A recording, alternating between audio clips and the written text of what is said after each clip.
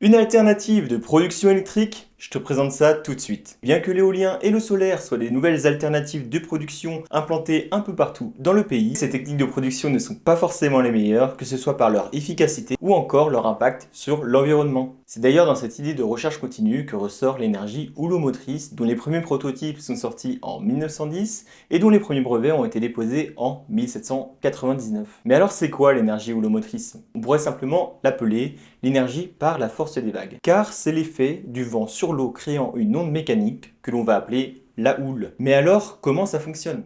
Prenons par exemple le système de la chaîne flottante articulée. Son fonctionnement est simple. Plusieurs flotteurs sont reliés entre eux et sont reliés au fond de l'eau par un ancrage. Ils se placent perpendiculairement aux vagues grâce à la force du vent. Les vagues créent donc une oscillation sur les flotteurs en passant par le dessous. Ainsi, la force de cette oscillation produit une énergie récupérée par ce système, faisant à son tour fonctionner des turbines.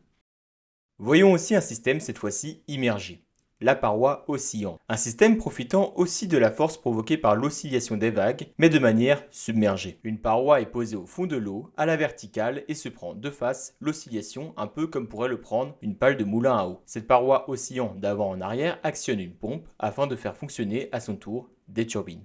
Aujourd'hui, on va avoir 6 systèmes qui sortent du lot. On en a cité 2, mais nous avons aussi 4 autres systèmes bien connus. La colonne à oscillation verticale, le capteur de pression immergé, la colonne d'eau et enfin le piège à déferlement. Mais alors quels sont les avantages de cette nouvelle alternative comparée aux autres? Selon des projections de France Énergie Marine, ce facteur de charge pourrait atteindre 30 à 50% contre 25% pour l'éolien terrestre et jusqu'à 40% pour l'éolien offshore. Il existe d'ailleurs des essais déjà en cours dans des fermes houlomotrices dans divers pays comme en Australie, en Écosse, au Portugal, mais aussi en France. Ce système présente déjà une large zone possible d'application, ne présente pas de gaz à effet de serre, ne prend pas la place de terrains agricoles, n'a pas d'impact conséquent sur la faune et la flore, comme peut malheureusement le montrer aujourd'hui des systèmes alternatifs comme l'éolien. Ça dénature d'ailleurs beaucoup moins le paysage par son envergure, comme peut malheureusement le provoquer certains autres systèmes. Mais alors, pourquoi on ne l'utilise pas déjà? Et malheureusement, ça, c'est pour 2 raisons majeures. Dans un premier temps, le système est encore nouveau, et très peu d'acteurs souhaitent s'engager économiquement tant que le système n'est pas fiable. Cela présente un énorme montant en R&D, recherche et développement, ce qui peut repousser les potentiels intéressés. Et vous l'avez compris, la deuxième raison est directement liée, ce système ne tient pas dans le temps. Ce n'est pas pour rien que même les plus gros navires ont besoin d'un entretien conséquent et régulier, que ce soit les tempêtes, mais aussi les organismes marins, cette technologie ne peut pas survivre dans le temps. Ainsi, vous l'avez compris, le renouveau de l'énergie houlomotrice pourrait être une nouvelle alternative de production d'énergie dans le temps, demandant encore quelques années de recherche et développement et de fiabilité. Cependant, c'est sur une bonne voie et nous pouvons que soutenir la démarche en attendant que la meilleure solution voie le jour.